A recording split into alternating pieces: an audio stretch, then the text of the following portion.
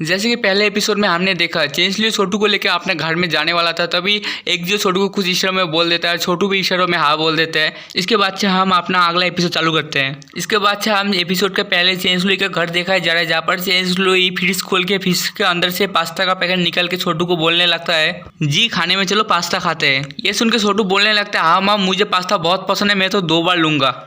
ये सुनकर चेंसलियो छोटू को बोलने लगता है तुम्हें भूख लगी, रुको मैं अभी जाके तुम्हारे लिए पास्ता बना के लाता हूँ। ये बोल के चेंसलियो पास्ता बनाने के लिए किचन में चला जाता है। तभी छोटू एक छोटा चायल लेके दरवाजे के पास जाके दरवाजा खोलता है, और तो भी एक जो दरवाजे के बाहर से अंदर आते हुए बोलने लगता है, जी मैं आ गया जैसे कि मैंने तुम्हें प्रॉमिस किया था। यहाँ पर वही प्रॉमिस की बात कर रहा है जो एक जो छोटू को इशारे में बोला था। इसके बाद छोटू एक जो को उंगली पकड़कर खींच के ले जाते हुए बोलने लगता है, पापा मेरे साथ धीरे धीरे चलो जिन मामी आपको ढूंढ ना पाए। दरवाजा खोलने का आवाज सुन के चेंसलियो आते हुए छोटू को जोर जोर से बोलने लगता है, जी बाहर कौन आया है, कोई अनजान आदमी हो तो दरवाजा मत खोलना। ऐसा बोल के चेंसलियो किसी रूम से बाहर आके देखता है, छोटू एक्जियो को उंगली पकड़कर अंदर ले आने लगता है। ये देख के एकदम ही तीनों शॉक में आ जाता है। एक्जियो को देख के चेंसलियो एकदम पूरा गुस्से में उसको बोलने लगता है, तुम यहाँ पर क्या करने के लिए आए हो। तभी एक्जियो छोटू को गोद में उठा के बोलने लगता है चेंसलियो से, मेरा बेटा जहाँ पर जाएगा मैं भी वहाँ पर जाऊंगा। इसके बाद के सीन में हमें एक्जियो और छोटू को सोफे में बैठ के बातें करते हुए दिखाया जा रहा है, जहाँ पर छोटू एक एक्जियो को कहानी सुना के बोलने लगता है, ये कहानी बहुत मजेदार है ना पापा। ये सुन के एक्जियो बोलने लगता है, हाँ ये बहुत अच्छा है। इसके बाद चेंसलियो वहाँ पर आ जाता है और घोड़ी की तरफ उंगली करते हुए एक्जियो से बोलने लगता है, अभी बहुत रात हो चुकी है, हम सभी ने बहुत पहले ही खाना खा लिया था,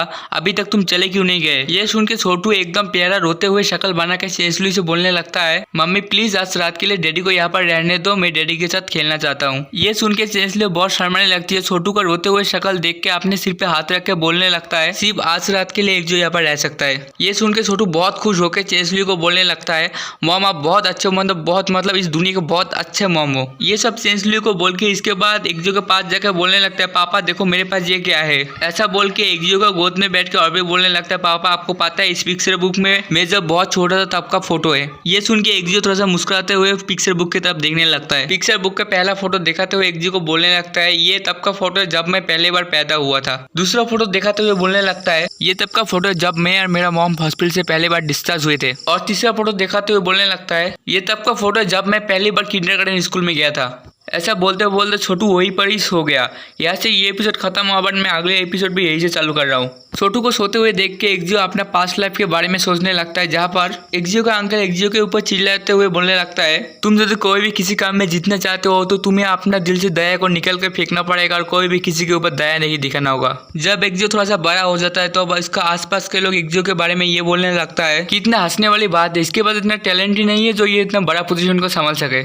इसके बाद का सीन में हमें दिखाया जा रहा है एक्जियो का अंकल और एक्जियो का अंकल का बेटा दोनों एक्जियो को देख के डर के भाग रहे हैं, और एक्जियो इन दोनों से बोलने लगता है, मुझे माफ करो तुम दोनों, क्योंकि गोंग कंपनी के प्रेसिडेंट से मैं ही बनूंगा। एक्जियो और भी सोचने लगता है, 3 साल पहले मेरे 2 अंकल और उनके तीनों बेटे को भी मैंने घर से निकाल दिया, अब से हर काम में सिर्फ मुझे जीतना भी होगा और जी को भी प्रोटेक्ट करना होगा। ऐसे सोचते हुए एक्जियो जी की तरफ देखने लगता है। तो अभी चेंसलियो आके एक्जियो का गोद से छोटू को उठा के अपने गोद में ले लेता है।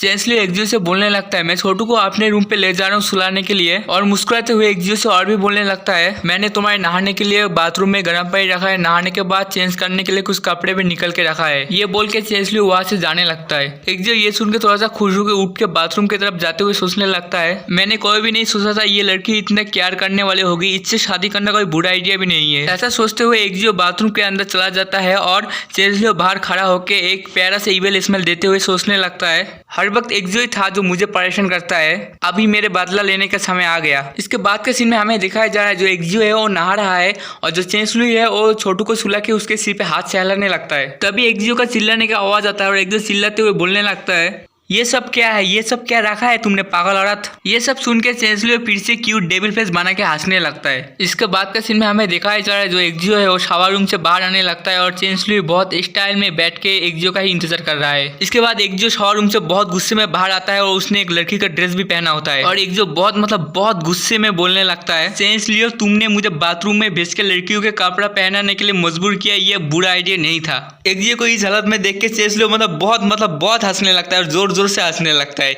ये देख के एक्जियो भी बहुत आग बबूला होने लगता है। चेंजलियो हंसते हंसते बोलने लगता है, हाय हाय क्या फिगर है तुम्हारी, किसी का नजर ना लगे, तुम्हें देख के शायद कोई ना कोई एक लड़का पट ही जाएगा। ऐसा बोलने के बाद चेंजलियो एकदम से शांत हो जाता है क्योंकि उसको रियलाइज होता है चेंजलियो रूम में अकेला है और जी भी सोया हुआ है। यह से ये एपिसोड खत्म हुआ। मिलते हैं अगले एपिसोड में।